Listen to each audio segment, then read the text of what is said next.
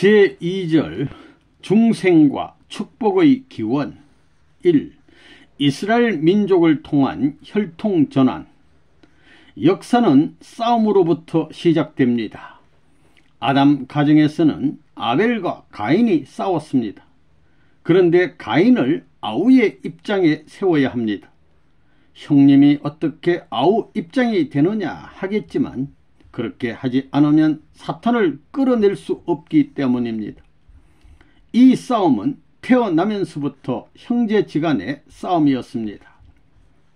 가인이 한 사람 태어나면 아벨도 한 사람이 태어났습니다. 에서와 야곱도 쌍둥이로 태어났지만 다 자란 후에 싸웠습니다. 이 둘은 어머니의 복중에서부터 싸우기도 했습니다. 다말에 관해 연구를 하면 원리의 모든 것을 알 수 있습니다. 다말은 시아버지와 관계하여 아들을 낳았습니다. 그런데 시아버지와 관계에서 태어난 아이가 어떻게 이스라엘의 혈통을 이어받을 수 있었겠습니까? 세상에 그런 일이 있을 수 있습니까? 솔로몬의 어머니는 누구입니까? 그의 어머니인 밧세바는 우리아의 아내였습니다. 다윗 왕이 우리아의 아내를 빼앗은 것입니다. 우리아의 아내는 말하자면 제2의 부인이었습니다. 여기서 다윗은 아담의 입장이요, 우리아는 천사장의 입장입니다. 그리고 천사장의 아내는 복귀하지 않으면 안 되는 해와의 입장이 됩니다. 천사장이 아담의 상대자인 해와를 타락시켜 끌고 갔습니다. 사랑으로 점령하고 훔쳐갔습니다. 그것을 탕감하려면 그러한 삼각관계에서 되돌아가도록 하지 않으면 안 됩니다. 그와 같은 원리적 기준에 입각한 조건을 세운 기대 위에 태어난 아이는 하늘의 영광스러운 아이로 태어나는 것입니다. 솔로몬은 영광의 아이입니다. 다말은 자기의 시아버지하고 관계를 했습니다. 그런데 시아버지와의 관계에 있어서의 정신은 훌륭한 것이었습니다. 당시의 법도에 의하면 음행을 한 여자는 돌로 쳐 죽이게 되어 있었습니다. 다말은 첫째 남편과 두 번째 남편을 잃었으나 혈통을 지켜야 된다고 생각했습니다. 그래서 체면이나 위신은 문제가 되지 않았습니다. 하나님이 원하시는 혈통을 어떻게 하면 남길 수 있을까 하는 것만이 문제였습니다. 혈통을 사랑했기에 혈통을 복귀하지 않으면 안 된다는 일념뿐이었습니다. 하나님의 섭리권으로 돌아가는 조건으로 세우기 위해 시아버지와 관계를 할 수 있었던 것입니다. 이를 보아서 시아버지는 곧 자기의 아버지인 것입니다. 복중 성리를 거둔 기준은 줄곧 이스라엘과 유대교의 자손에게 이어져 발전해 갑니다. 왜 그것이 국가적인 기준에 서지 않으면 안 되는 것일까요? 그것은 사탄 세계 국가가 세워져 있기에 그렇습니다. 이런 이유에서 이스라엘 선민권이 발전하면서 내적, 혈통적 승리의 기준이 연결되어 왔던 것입니다. 체면이나 위신이나 사회적 환경과 같은 것은 모두 있고 오직 하나님의 뜻이 전부라고 하는 대표적인 심정을 지닌 사랑의 딸이 마리아입니다. 승리를 거둔 기준을 이어받은 복중에서는 사탄이 참수할 수 있는 내용이 없다는 것입니다. 그 기반에서 마리아를 통해 예수님이 잉태된 것입니다. 그래서 예수님은 역사적인 싸움을 끝낸 하나님, 승리의 하나님 앞에 태어날 자격 조건을 완성시킨 기반 위에 태어난 것입니다. 그래서 예수님은 내가 곧 길이요 진리요 생명이니 나로 말미암지 않고는 아버지께로 올라갈 자가 없느니라고 하셨던 것입니다. 이러한 혈통적 내용을 안고 태어났기 때문에 예수님은 역사 이래 처음으로 하나님 앞에 사랑을 받는 독생자가 될 수 있었던 것입니다. 이러한 사실은 지금까지 아무도 몰랐던 것입니다. 그래서 지금껏 여러 종교가 있어도 모두 노예의 종교요 양자의 종교권에 설 수밖에 없었습니다. 신약의 마태복음은 구약의 창세기를 대신한 복음서입니다. 그래서 태초에 벌어진 인간의 타락이 창세기에 기록되어 있고 그것의 복귀 노정이 마태복음에 기록되어 있는 것입니다. 마태복음에는 아브라함에서부터 예수님까지의 계대 역사가 나옵니다. 아브라함과 다윗의 자손 예수 그리스도의 세계라 하면서 첫 장 첫 절부터 나옵니다. 3절에 보면 유다는 다말에게서 베레스와 세레를 낳았다고 기록되어 있는데 어찌하여 얼핏 보면 불륜한 여인 같은 다말을 첫 부분에 기록했습니까? 또 보아스가 룻에게서 오벳을 낳았다고 기록되어 있고 다윗이 우리아의 아내에게서 솔로몬을 낳았다고 기록되어 있습니다.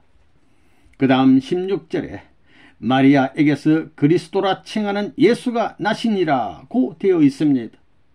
그런데 어찌하여 인륜 도덕으로 보더라도 불경하고 용납할 수 없는 사실을 마태복음에 기록했겠습니까? 나는 마태복음 기자인 마태가 예수 탄생의 배우를 알고 있었다고 봅니다. 그러나 생각만 해도 기분 나쁘고 보기만 해도 기분 나쁜 사건들까지 왜 성경 역사로 엮어 놓았겠습니까? 여러분은 이것을 알아야만 됩니다. 이 사건들 말고도 성경에는 일반인들이 이해하지 못했던 비운의 역사가 많이 들어있는데 우리는 이것을 파헤쳐서 기독교의 전통을 확실히 세워 놓아야 합니다. 그렇지 않으면 전 세계 기독교는 산산조각으로 갈라지고 사탄의 제물로 사라져 버린다는 것을 여러분이 알아야 됩니다. 예수 그리스도는 이와 같은 탕감 역사를 거쳐 마리아라는 여성을 통해 탄생되었습니다.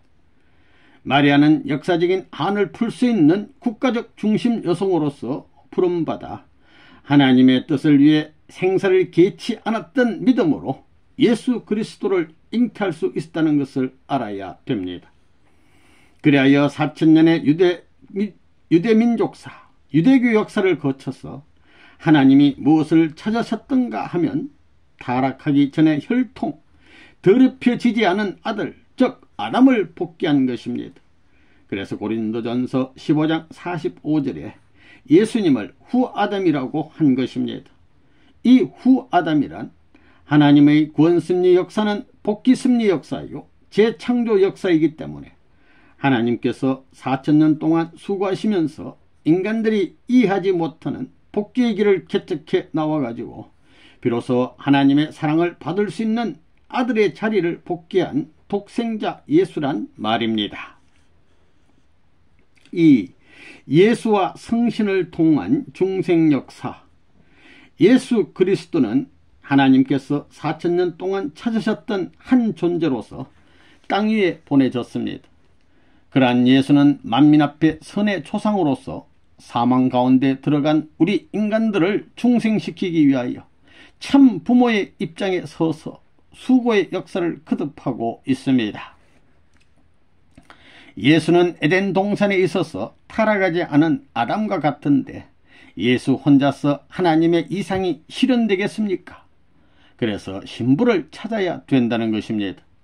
신부의 가정이 예수의 가정이 되어야 되고 신부의 나라가 예수의 나라가 되어야 되고 예수의 나라가 하나님의 나라가 되어야 하는 것입니다.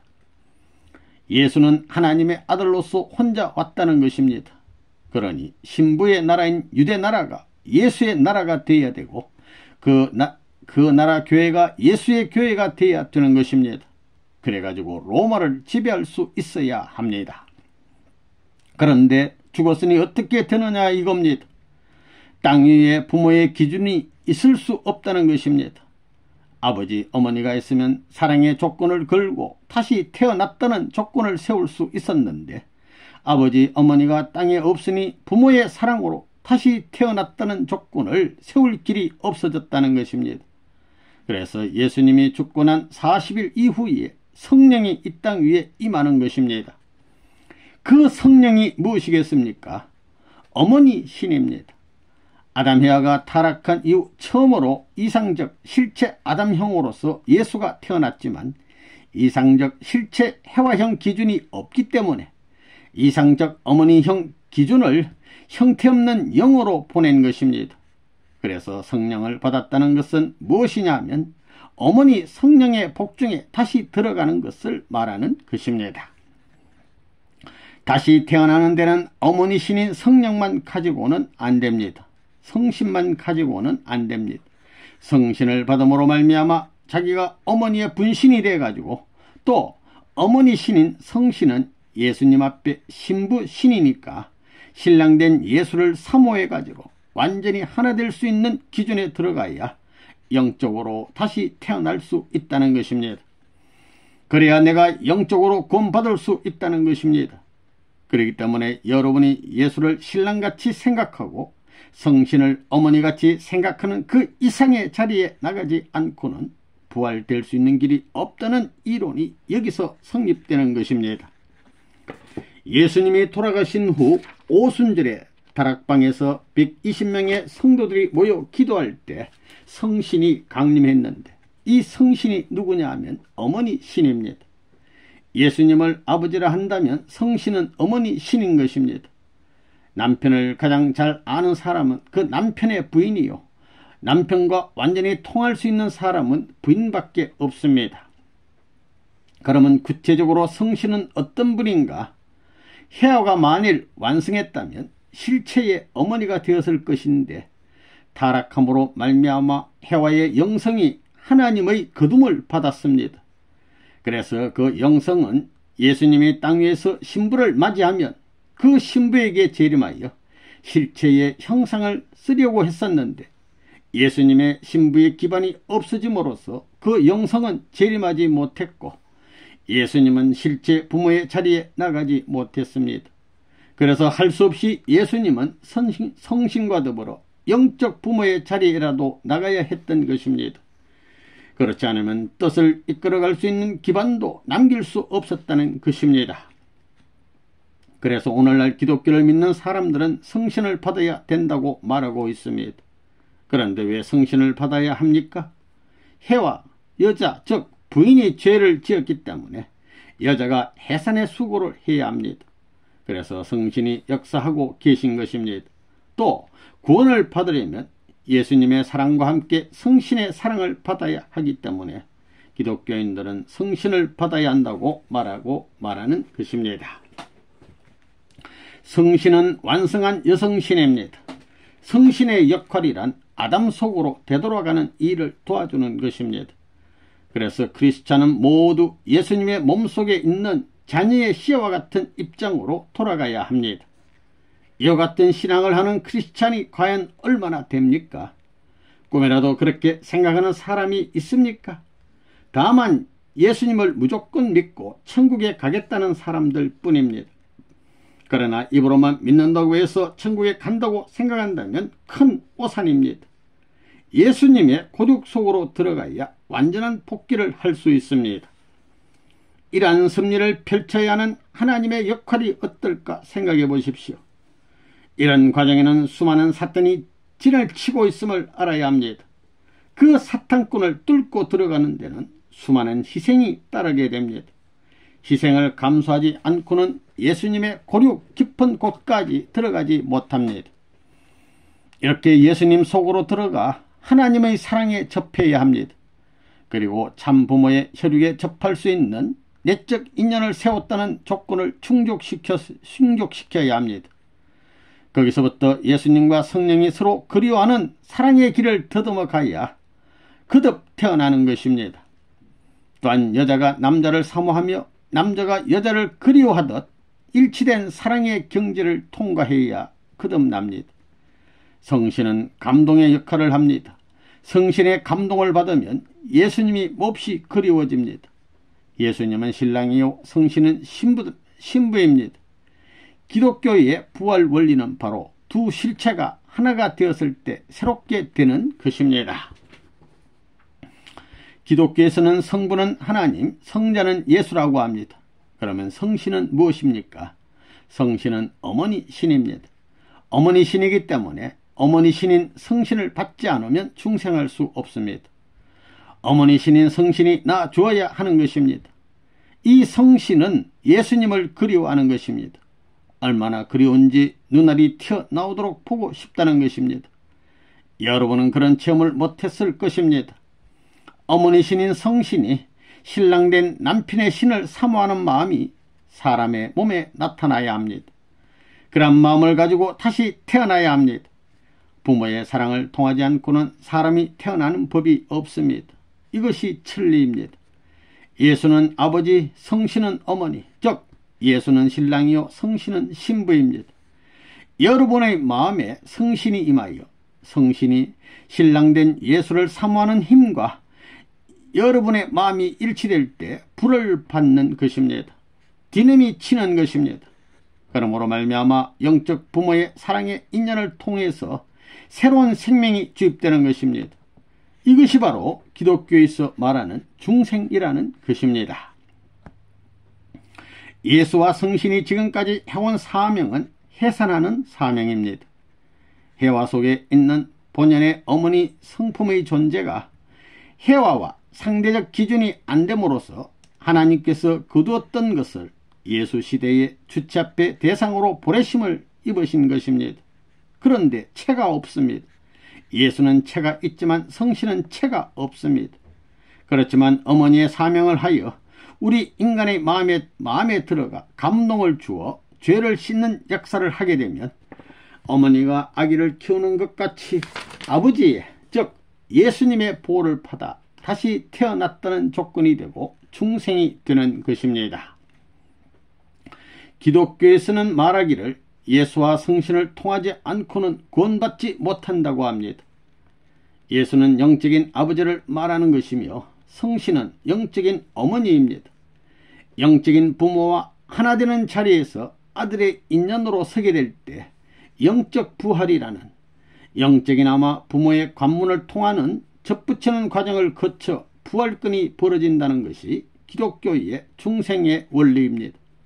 부모를 거치지 않고는 생명이 탄생되지 않는 것입니다. 이렇게 하여 지금까지 구원 섭리를 발전시켜 나온 것입니다. 예수는 책임을 다하지 못했기 때문에 어떻게 했느냐 하면 영적으로 그 일을 대신했던 것입니다. 영적으로 예수님과 성신을 중심 삼고 아버지, 어머니 대신 사명을 하는 기반을 닦았기 때문에 영적으로 재결합하게 되는 것입니다. 영적으로 해산의 역사를 하는 것입니다. 오늘날 타락의 후손인 우리 인간들은 어머니의 뱃속을 통해서 태어나기 때문에 어머니의 사랑에 풍겨 들어가야 된다는 것입니다. 이것이 성신의 사랑입니다. 성신은 어머니 신이기 때문에 그 어머니 신은 사랑이라는 감정을 가지고 아버지인 예수를 찾아 세우고 품어 주어야 합니다. 그 사랑으로 말미암아 어머니 신이 아버지를 영적으로 사모하게 되는 것입니다. 이렇게 사모하는 그 사랑의 힘이 작용하여 부딪히는 힘을 느끼는 것이 곧 불을 받는 것입니다. 이것을 체험해야만 비로소 새로운 생명이 생겨난다는 것입니다. 다시 말하면 어머니의 뱃속을 통해 가지고 아버지, 어머니를 중심 삼은 사랑의 감각을 느껴야 하는 것입니다. 사랑의 감각을 느끼지 않고서는 새로운 생명으로 태어날 수 없습니다. 사랑이 없어가지고는 새로운 생명이 태어날 수 없다는 것입니다. 이것이 기독교에서 말하는 중생입니다. 예수님은 이러한 원칙을 완결짓지 못하고 영적으로만 행했기 때문에 이와 같은 노름을 재차 해야 되는 것입니다. 그러므로 통일교회가 이러한 사명을 다시 해야 한다는 것입니다. 그러면 이 사명을 완수하려면 어디로 들어가야 되느냐? 오시는 주님은 누구냐? 오시는 주님은 아버지이기 때문에 그 아버지 뱃속에 들어가야 되는 것입니다. 타락된 인간은 본래의 아버지 속에 들어갔다는 조건을 세우지 않고는 다시 태어날 수 없기 때문에 예수를 신랑으로 모시는 어머니 신의 혜택을 받아가지고 남자들은 예수님의 뱃속에 들어가기 위한 노름을 해 나왔다는 것입니다. 그러나 실제로 예수의 뱃속에 들어갈 수가 없습니다. 그래서 사랑하는 마음으로 들어가야 된다는 것입니다. 사랑하는 마음으로는 통할 수 있는 것입니다. 지금까지 전 세계 기독교인들이 예수를 믿는 이유는 뭐냐? 어머니 신인 성신의 협조를 받아 예수님의 뱃속으로 들어가기 위해서입니다. 예수는 결혼을 하지 않았기 때문에 총각신과 마찬가지의 입장입니다. 그런 예수의 뱃속에 있는 애기씨의 입장으로 찾아 들어가기 위해서 전 세계 기독교인들은 지금까지 예수를 믿고 있는 것입니다. 이와 같이 예수의 뱃속에 들어간 다음 복귀된 새로운 어머니를 통하여 다시 태어났다는 입장에 서야 중생이 되는 것입니다. 오늘날 실체를 쓰고 있는 인간으로서는 이것을 행할 수 없으니 반드시 이러한 조건적인 내용을 중심 삼아 그 조건을 세워가지고 연결시켜야 하는 것입니다. 3. 참부모와 참자녀를 통한 중생 역사. 2000년 전 예수님은 후아담으로 오셨습니다. 예수님은 인류를 구원해야 할 메시아로서 참 아버지의 사명을 갖고 오셨습니다. 그러나 예수님이 십자가에 못 박혀 돌아가셨기 때문에 육신을 가진 참 부모가 현현하지 못했습니다. 그 결과 영적 구원은 이루어졌지만 육적 구원은 실현되지 못했던 것입니다. 결국 오늘날까지 영육을 함께 구원해 주는 참 부모가 없었습니다. 그러므로 우리는 참 부모의 자격을 갖추고 오시는 재림 주님에 의해 영육이 함께 다시 태어나야 합니다. 우리들은 조건적 혹은 상징적으로 어머니의 태내에서 새로운 생명으로 새로이 태어나야 하며 그것을 위한 길을 우리는 걸어가고 있는 것입니다. 오늘까지 성령은 어머니의 구실을 해왔습니다. 우리는 어머니인 성령을 통하고 아버지 즉 예수의 영을 통하여 새로 태어나야 합니다. 물론 우리들은 어머니의 태내에서 태어난 것이지만 더 깊이 거슬러 올라가서 생각해보면 생명의 기원은 아버지로부터 출발하는 것입니다. 어머니의 태내까지 거슬러 올라감으로써 혈통은 교차하고 복귀되었지만 아직 아버지를 맞이하지 못했습니다. 그런 까닭에 오늘날까지 크리스찬들은 어머니 영인 성령의 힘에 의해 생명의 기원인 아버지 즉 그리스도의 곁으로 돌아갈 것을 소망하여 그의 재림을 기다려 온 것입니다. 타락하기 전에 이미 아들과 딸의 생명은 모두 아버지인 아담의 몸속에서 하나의 씨앗으로 존재했습니다. 아들이나 딸이 될 씨앗은 아버지의 몸속에 있는 것입니다. 이와 같이 근본적으로 생각해보면 우리는 영육이 함께 태어나야 합니다. 그렇기 때문에 우리는 영육이 재출발하기 위하여 씨앗의 입장으로까지 되돌아가지 않으면 안됩니다. 그 섭리를 성취하기 위하여 예수님은 참부모로 오셔야 하는 것입니다. 그러므로 우리는 재림 주님을 통하여 하나의 새로운 복귀된 생명으로 태어나야 하는 것입니다. 여러분은 선생님이 지금까지 말씀한 내용을 종합해 볼 때 재림하는 주님, 재림하는 주님, 새로운 메시아가 필요한지 필요하지 않은지 확실히 알게 될 것입니다. 재림 주님은 영적으로 예수님의 몸속에 있는 씨앗의 입장에 있는 기독교인들을 전부 상속하여야 합니다. 기독교인들은 아직까지 완전하게 거듭나지 않았습니다. 그들은 예수님의 몸속에 있는 씨앗과 같은 입장에 있다고 볼 수 있습니다. 그러나 그들이 그와 같은 입장에 서 있는 것도 어디까지나 영적인 면뿐이므로 실체의 아버지로 오시는 재림 주님을 맞이할 수 있는 기대를 세워야 합니다. 성신이 어머니의 사명을 해 오셨지만 실체 아버지가 오시지 않으면 안됩니다. 참 어머니가 나타나기 전에 참 아버지와 일체화하지 않으면 안됩니다. 그러므로 여러분은 아직 결혼하지 않은 완성한 아담의 몸속에 있는 씨앗의 입장으로 돌아가야 합니다. 본래의 입장으로 돌아가야 하는 것입니다. 이와 같이 우리 모두가 타락하지 않은 참 아버지로부터 새롭게 태어나지 않으면 안됩니다. 타락하지 않은 아담의 몸에서 출발한 씨앗이 어머니의 태내에 잉태되어야 하는 것입니다. 거기에 있는 씨앗은 진짜이며 우리는 그 위치로 돌아가야 합니다. 진정 그 일은 통일교에 의하여 이루어지고 있습니다. 오늘날 통일교에 있어서도 마찬가지입니다. 모두들 선생님에게 절대적으로 반해야 합니다. 남자도 여자도 선생님이 보고 싶어서 눈물을 흘려야 합니다. 자기의 아내보다도 자기의 남편보다도 자기 옆에 있는 자식보다도 선생님을 더 보고 싶어하고 더 사랑할 수 있는 마음이 있어야 됩니다. 그런 마음이 나오지 않고는 하나님과 연결될 수 없는 것입니다. 우리가 1950년대 듣기를 출발하면서 이런 역사를 해 나왔던 것입니다.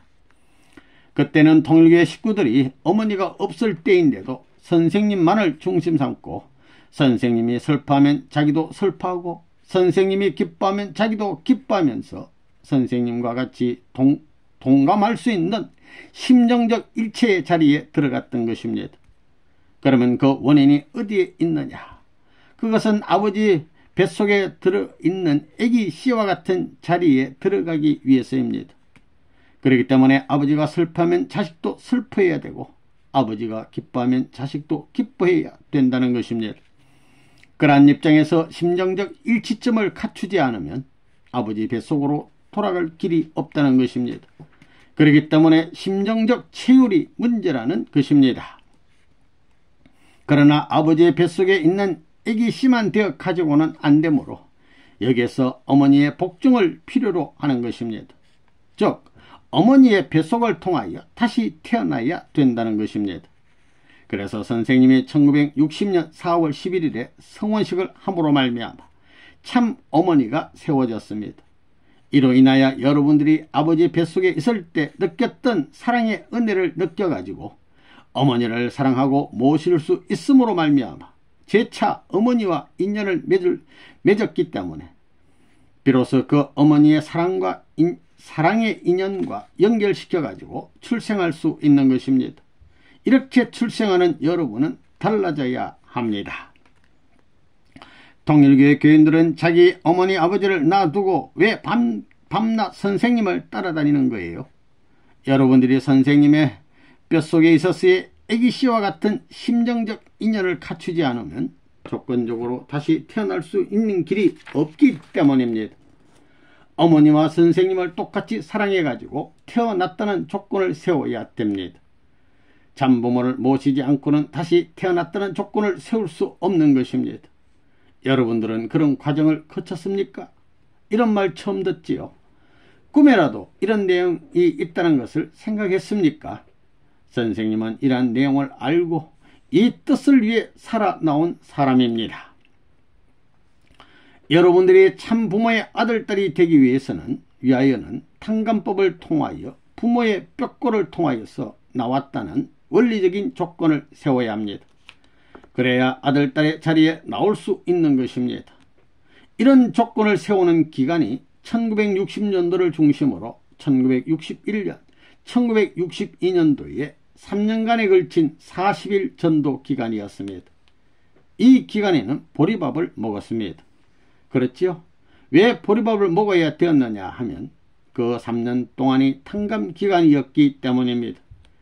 이 기간은 선생님의 직계 자녀를 중심 삼고 사위 기대를 복귀에 넘어가는 기간이었습니다. 그리고 여러분은 부모를 중심 삼은 가인 아벨의 관계를 세워서 가인 아벨을 일체화시켜 나가는 기간이었습니다. 어디에서부터 일체화시켜야 되느냐 하면 어머니 복중에서부터 일체화시키는 자리에 서야 되는 것입니다. 그 전 단계로서 1960년 이전에는 여러분들이 선생님을 중심 삼고 하나 될 때였습니다. 그때는 남녀노소를 막론하고 선생님을 참 좋아했습니다. 남자들도 선생님이 보고 싶어서 눈물을 흘렸습니다.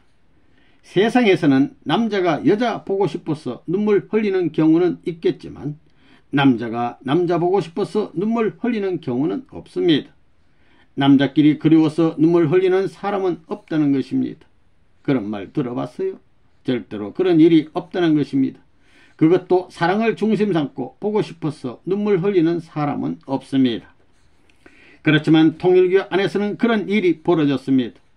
남자들도 선생님이 보고 싶을 때에는 자기의 부모, 형제, 아내, 자식을 다 버리고서라도 달려가고 싶을 만큼 그렇게 간절한 마음이 있었습니다. 그것은 왜 그러냐? 아담 헤아가 태어나기 전에는 누구의 몸속에 자라고 있었습니까? 헤와의 몸속에 자라고 있었습니까? 아담의 몸속에 자라고 있었습니까? 아담의 뼈골 속에 아들, 딸의 씨가 있었다는 것입니다. 사랑을 체험하지 못했지만 거기서 자녀의 씨가 자라고 있었다는 것입니다. 그것이 사랑의 인연을 중심 삼고 일치되어 가지고 어머니를 통해서 생명으로 탄생하는 것입니다. 이것이 부모로부터 자식이 태어나는 원칙입니다. 이 원칙과 마찬가지 입장에서 통일교의 교인들은 남녀노소를 막론하고 모두가 선생님을 좋아했던 것입니다. 여자들 선생님을 좋아했어요? 안 했어요? 너무 좋아해서 소문이 많이 났지. 할머니든 처녀든 남자로 말하면 할아버지든 젊은 남자든 전부 다 선생님만 쫓아서 따라다녔던 것입니다. 그것이 뭐냐? 심정적 일치가 이루어졌다는 것입니다. 아담 헤와의 첫사랑을 중심 삼고 새로이 부모의 배를 통해서 탄생할 수 있는 사랑의 인연을 거치지 않고는 생명의 인연이 시작되지 않으며 원칙적인 복귀를 하지 않고는 완전 탕감이 안 되는 것입니다. 그러기에 여러분이 뜻을 중심 삼고 선생님을 사랑하고 선생님의 감정을 중심 삼고 여러분의 모든 감정이 선생님과 일치되고자 하는 심정적 방향이 알게 모르게 움직여 나왔다는 것입니다. 그러므로 말미암아 여러분이 참 부모의 뼈골 속에서부터 심정적으로 접붙임으로써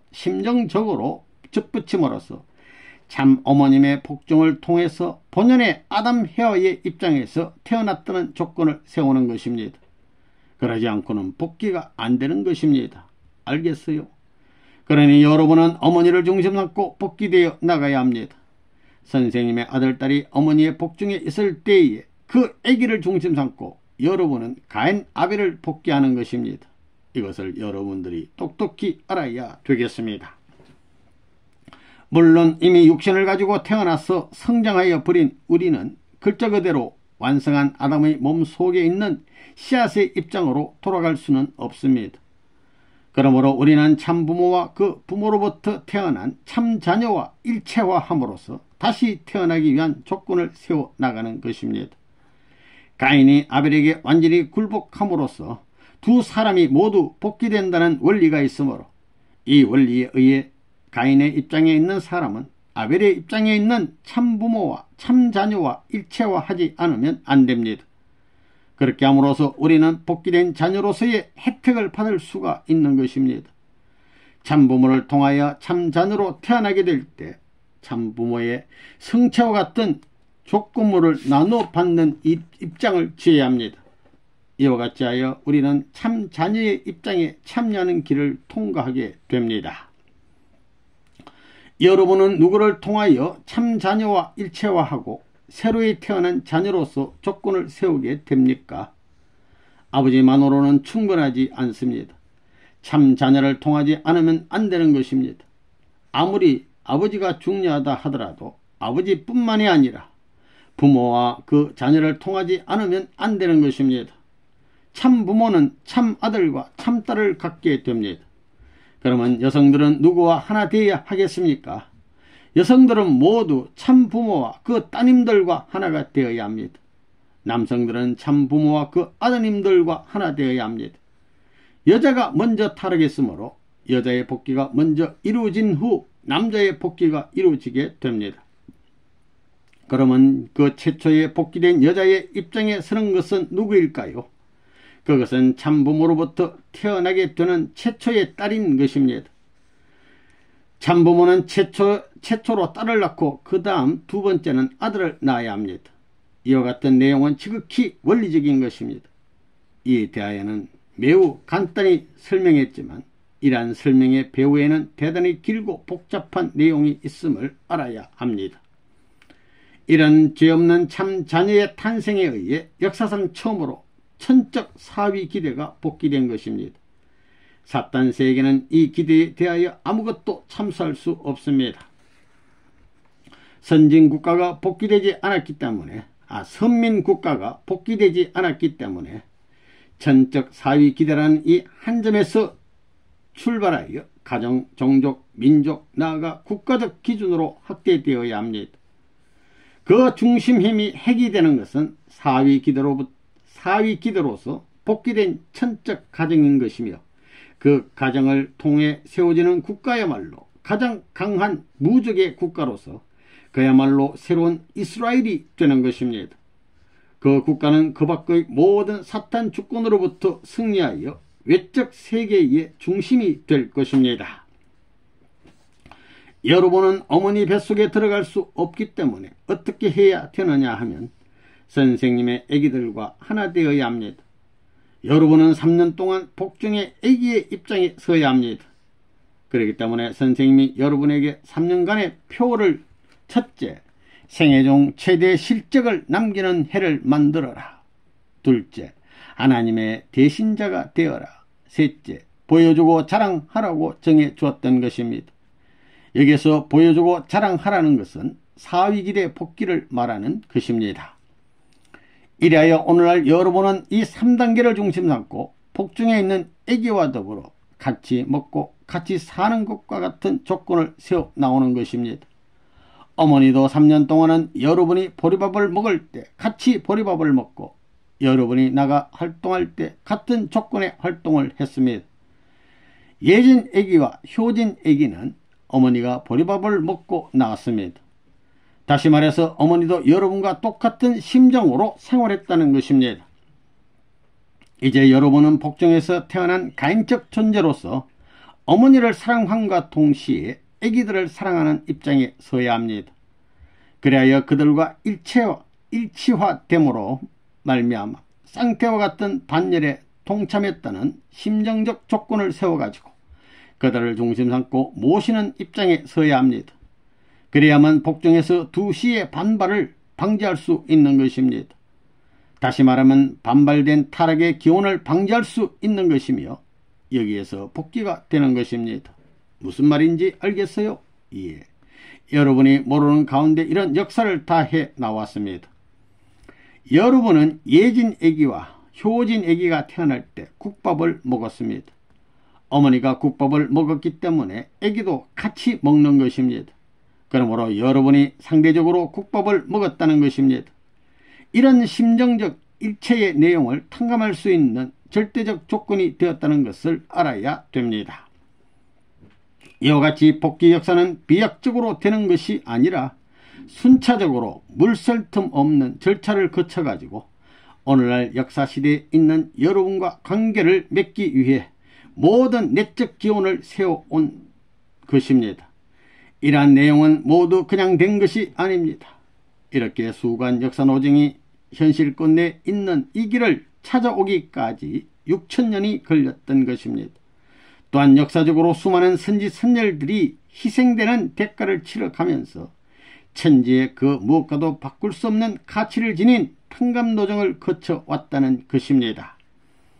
이런 어려운 인연을 거쳐가지고 부모가 사위기대를 갖추었으니 여러분도 사위기대를 갖추어 승리의 터전을 마련할 수 있어야 합니다. 이것이 축복인 것입니다. 선생님은 평생 동안 목숨을 걸고 싸워 나왔습니다. 세상에서의 고통스러운 일이란 피할 수 있지만 이 일은 피할 수도 없습니다. 완력이나 폭력을 가지고도 되는 일이 아닙니다. 원리 원칙에 따라 하지 않으면 사방에서 몰아치는 화살을 피하지 못합니다. 이러한 싸움은 하나님께서 천지를 창조하시는 일보다 더 어려운 일이 아닌가도 생각됩니다. 그와 같은 일을 할 때 탕감의 조건을 세워 내적 기반을 닦아왔음을 여러분은 꿈에도 생각하지 못했을 것입니다. 그러한 기반을 도로하여 전환점을 이루었다는 것은 천주적인 승리라고 할 수 있습니다.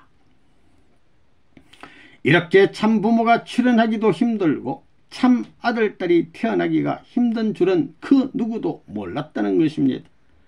선생님이 이 자리에 나올 때까지는 얼마나 이를 악물고 참아왔는지 모를 것입니다. 여러분들이 그 심정을 배워야 되는 것입니다.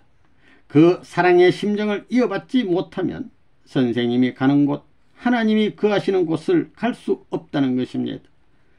내가 이제 죽는다면 나같이 하나님을 사랑하고 나같이 인류를 사랑하는 사람이 이 땅 위에 누가 있을까 하는 염려가 앞섭니다. 그런 의미에서 내가 오래 살아야 되겠다는 것입니다. 선생님은 여러분 가운데서 그런 사람이 빨리 나왔으면 얼마나 좋겠느냐는 눈으로 여러분을 바라보고 있다는 것을 알아야 합니다. 하나님이 이래보는 분에게 축복을 해 주신다면 하나님이 나에게 그런 사람을 주시는 것이 제일 큰 선물이요 축복이라고 보는 것입니다. 지금까지 불신받고 순환당하신 하나님을 대해서 선생님 이상 사랑하고 선생님 이상 인류를 해방해 주기 위해서 노력하겠다는 사람이 이 시간 나온다면 오늘은 영광의 날일 것입니다. 혈통적 전환은 누가 하는 것일까요? 그것은 아무나 할 수 있는 것이 아닙니다. 선생님이 이를 하기 위해 눈물겨운 십자가의 길을 걸었다는 것을 알아야 합니다. 이런 기준이 있기에 여러분은 아무 공로 없이 축복이라는 새로운 전통을 잇게 되었습니다. 전환의 승리권을 세우는 데는 수천 년에 이르는 하나님의 노고와 실체를 중심으로 한 선생님의 고난의 생애가 있었습니다. 이것을 바탕으로 선 곳이 바로 여러분이 서 있는 자리입니다. 축복이란 접목하는 것이며 접목함으로써 혈통이 달라지는 것입니다. 여러분은 복귀라는 것이 얼마만큼 어려운 과정을 거쳐야 하는 것인가를 알아야 합니다. 선생님은 진리를 발견할 뿐만 아니라 그 진리의 전부를 성취하여야 합니다. 이제 선생님은 그것을 여러분에게 무상으로 가르치고 있는 것입니다. 여러분은 마치 아무것도 하지 않고 졸업 정서를 받은 학생과 같습니다. 그러므로 여러분의 입장이 얼마만큼 귀중한 가치가 있는 것인지를 알아야 합니다. 4. 역사적 희생의 터전 위에 이루어진 축복. 복귀 역사를 두고 보면 하나님은 참 지혜로운 분입니다. 지극히 관심을 갖지 않으면 모르게 돼 있습니다. 여기 777 가정이 모였지만 축복이 무엇인지 아나? 여러분이 아는 축복과 선생님이 아는 축복과는 천과 지의 차이입니다. 성원 축복을 받는다는 것은 두려운 일입니다. 섭리적으로 볼 때 하나님의 중심적 사상은 아담 해와의 가정으로부터 출발합니다. 하나님은 그것을 모델로 똑같은 가정을 만들려고 하셨습니다. 일정한 모형을 만들어 가지고 재료를 투입시키면 일시에 몇천 몇만 개가 나옵니다. 선생님은 그 모형을 만들기 위해 지금까지 고생해 왔습니다. 그 모형이 부서지면 아무것도 되지 않습니다. 하나님의 섭리의 중심 사상은 메시아의 가정, 복귀한 아담 해와의 가정, 타락권을 승리한 가정을 만드는 것입니다. 그러므로 인간의 중심 사상은 타락권을 넘어 승리권에 있는 하나님과 함께 사랑을 중심으로 한 가정을 이루는 데 두어야 하는 것입니다. 아담 가정의 완성은 가정적 완성의 출발이며 종족, 민족, 국가 모두의 시작이며 천국의 기점인 것입니다. 여러분들은 가정을 중심으로 하여 종족권의 사명을 다 하느냐 못하느냐, 민족권의 사명을 다 하느냐 못하느냐는 기로에 서 있습니다. 선생님은 세계적인 사명을 갖고 있으나 중심점은 여러분과 똑같습니다. 예수님은 종족적 기대를 갖지 못했고 결혼을 하지 못했습니다. 그러한 사실을 분명히 알지 않으면 안 됩니다. 요셉 가정과 사가랴 가정 및 세례 요한의 가정을 중심으로 종족적 기반이 조성되었다면 예수님은 전도하지 않고도 천국을 이루어 나가셨을 것입니다. 믿을 수 없는 대중을 이끌고 소란을 피우고 활동할 필요가 없는 것입니다. 가정을 중심한 사회 기대를 조성하면 자동적으로 모든 것이 성사될 수 있다는 것입니다. 사회 기대를 중심으로 역사적인 탕감의 내용을 이론적으로 해명하며 서서히 기대를 만들어 나갔으면 죽을 운명에 부딪히지 않았을 것입니다. 가정 기반을 만들어서 자녀를 가졌다면 기독교는 달라졌을 것입니다. 예수님의 직계 자손을 중심으로 세계를 움직이게 되었을 것입니다. 그러나 그와 같은 기대가 모두 이루어지지 못했습니다. 타락한 인간이 하나님을 중심으로 축복받는다는 것은 꿈에도 생각지 못했던 사건이었습니다. 그 하루를 맞이하기 위해서 하나님은 종교를 통해서 지금까지 섭리를 이끌어 왔습니다.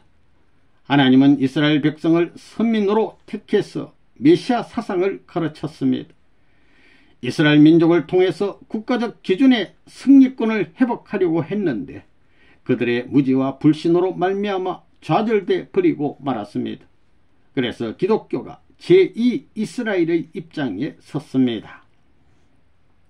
유대교는 국가적인 기반 위에 세계적인 중심 사명을 담당해야 할 입장에 섰었는데 예수님을 십자가에 돌아가게 했기 때문에 지상권을 잃고 말았습니다.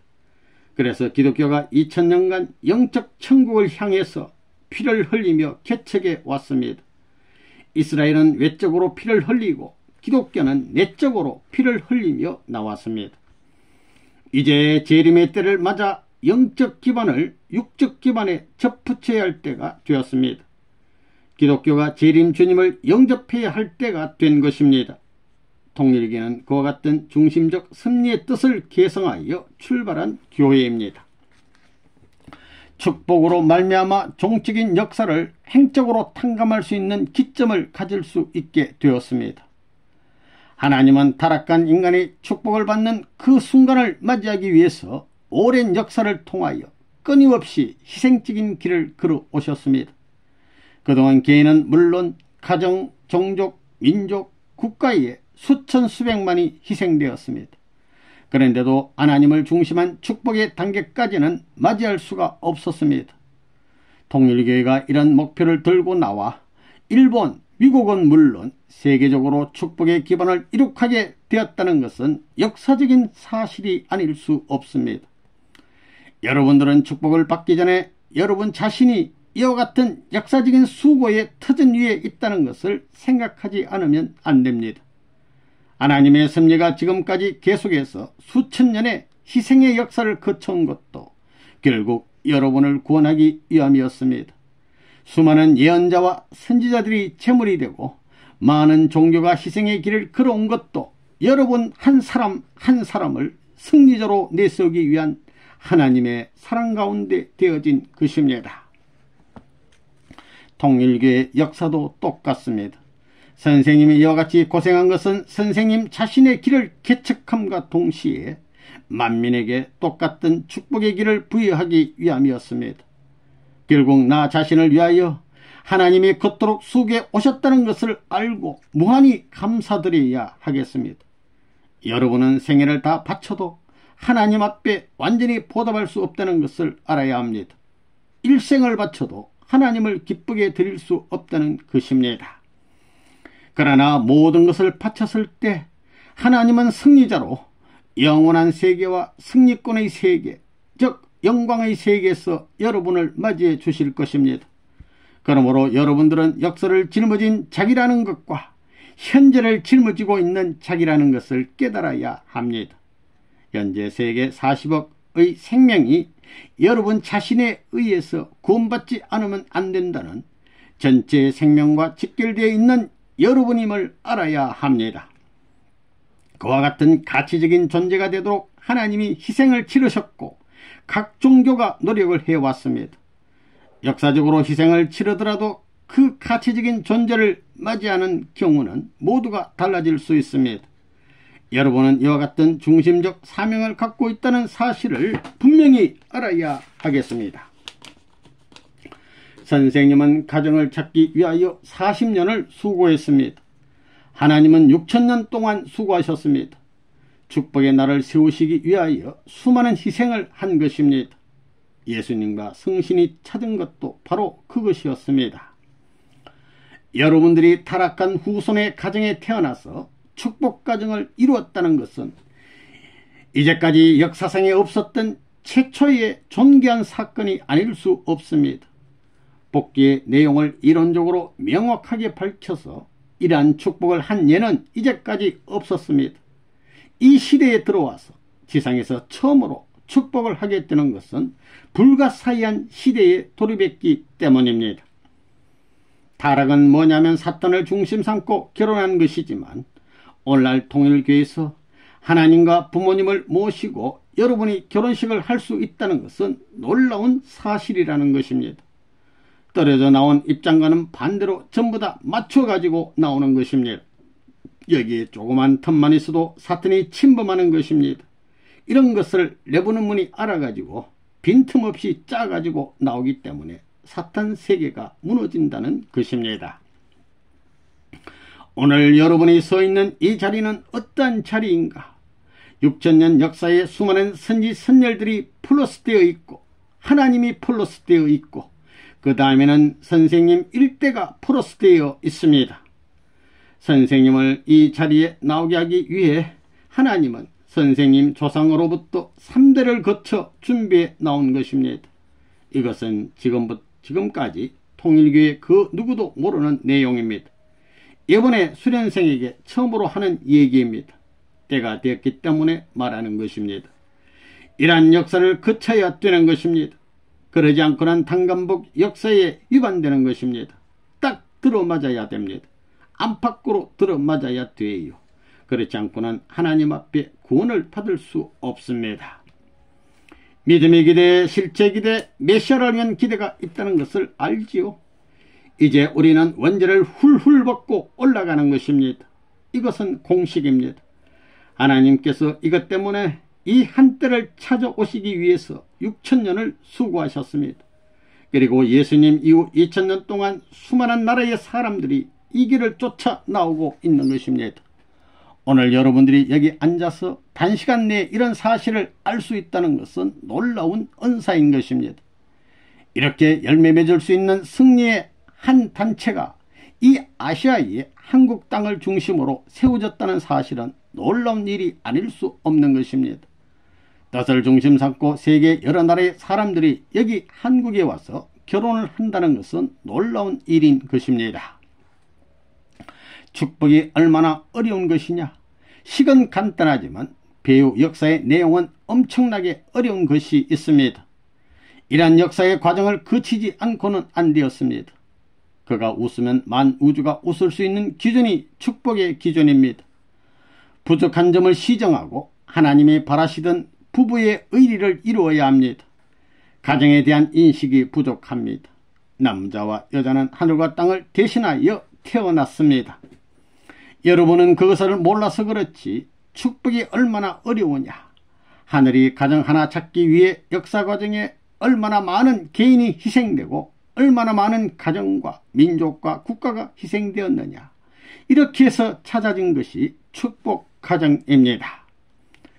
내심으로 고대하여 필연적으로 현현하게 되기를 바란 그 축복이 우리 한국 강토를 중심 삼고 통일재단에서 이루어졌다는 사실은 우리 한국의 하나의 문제가 아니라 세계사적인 문제라는 거예요. 이처럼 세계적인 무대 위에 벌어지는 축복의 한날을 바라보고 나설 수 있는 하나의 남성, 하나의 여성이 있다면 그 자체는 역사시대에 있어서 상당한 가치를 지닌 자들이 아니겠어요? 다시 말하면 잃어버린 아담을 대신하여 하나님께서 부르시기에 조금도 부족함이 없는 모습, 잃어버린 헤아를 대신하여 찾아 세우시기에 부끄러움이 없는 모습이 아니겠느냐는 것입니다. 5. 축복의 날은 역사적 소원 성취의 날. 오늘 뜻을 중심 삼고 축복이라는 말을 생각해 볼 때 이 말은 통일교회로부터 시작된 것이 아닙니다. 이 말은 지금까지 하나님이 복귀 섭리를 해 나오시면서 내적으로 마음속에 지니고 계셨던 말입니다. 하나님은 이것이 실천되기를 바라며 나오셨다는 것을 우리들은 알고 있습니다. 하나님이 에덴 동산에서 아담 헤어를 창조하시고 그들에게 축복해 주시며 그것이 이루어지기를 바라시던 것도 역시 마찬가지였습니다. 그 축복을 아직까지 그 누구도 실천하지 못했습니다. 이처럼 하나님은 서글픈 입장에서 축복이 실천되기를 소원 중에 소원으로 고대하면서 지금까지의 역사 과정을 거쳐 나오셨다는 사실을 알게 됩니다. 이러한 4000년의 역사 과정을 거친 연후에 하나님이 본래부터 주고 싶었던 축복을 최후로 결행하기 위해서 예수님을 이 땅에 보내셨습니다. 하나님께서는 그러한 섭리 역사를 하셨지만 예수님 역시 그 축복의 자리까지 나아가지 못하고 돌아가신 것을 우리들은 알고 있습니다. 그 이후에도 수천 년의 기독교 역사 과정에서 많은 기독교인들이 순교의 피를 흘리면서 싸워 나왔지만 아직까지도 그 하나님의 소원을 풀지 못했다는 사실을 우리들은 알고 있습니다. 그러므로 이 축복이란 말은 우리 통일교로부터 시작된 것이 아니라 창세로부터 타락한 이후인 지금까지 역사 과정을 통하여 하나님의 내심 가운데 하나의 소원으로서 하나님이 언제나 이것을 추구하고 바라고 나오셨다는 것을 우리들은 알아야 되겠습니다. 그러한 소원의 한날을 찾기 위해서 하나님이 지금까지 순환의 길을 걸어오셨지만 아직까지 이 날을 찾지 못하였습니다. 그러기에 이 하늘을 찾는다면 이 날은 역사적인 해완성사를 할 수 있는 날이요, 하나님이 역사적인 소원을 성취하는 날이라는 것입니다. 이런 것을 생각할 때 이 축복의 자리가 얼마나 엄청나다는 사실을 우리들은 알아야 되겠습니다. 축복은 역사가 추구해온 만민 해방의 문을 여는 열쇠입니다. 한가 슬픔으로 비참한 역사적 과정을 걸어 나오면서 지루하고도 지루한 고비를 넘어선 하나님에게 있어서는 에덴 동산에서 타락하지 않고 그날을 맞이하는 것보다도 그 해방을 맞는 날이 더 즐거운 날입니다. 하나님은 이 날을 맞이하기 위하여 지금까지 수많은 선지 선열들을 죽음길로 몰아내었고 6,000년 동안 끌고 나온 제단 위에서 승리할 수 있는 아들, 딸을 만들기 위하여 참아나온 그 입장을 생각할 때 이 날이 얼마나 감사한 날이며 얼마나 좋은 날이며 얼마나 기쁜 날이겠습니까? 만일 그러한 사람이 나타나게 되면 천지가 동하여 하늘 땅 전체가 잔치를 할 것입니다. 어린 양 잔치만 하겠습니까? 해방 잔치도 해야 하는 것입니다. 인간이 타락한 이후부터 지금까지 느껴왔던 죽는 것에 버금가는 안타까움과 아픔과 고통에서 해방시켜 줄 수 있는 그날이 축복의 날이요 성혼의 날입니다. 우리 통일교에서는 1960년대를 중심 삼아가지고 이 축복이라는 말씀이 나왔는데 이 말씀과 더불어 이러한 생활을 여러분에게 제시하게 된 것은 1960년대 한한 시대적인 요구에서만은 아닙니다. 역사 과정을 통하여 섭리를 펴시는 곳곳마다 혹은 그때마다 하나님이 바라시는 최고의 소원이 무엇이냐? 그것은 축복이라는 하나의 기점을 마련하는 것입니다. 이 사실을 우리들은 알아야 합니다.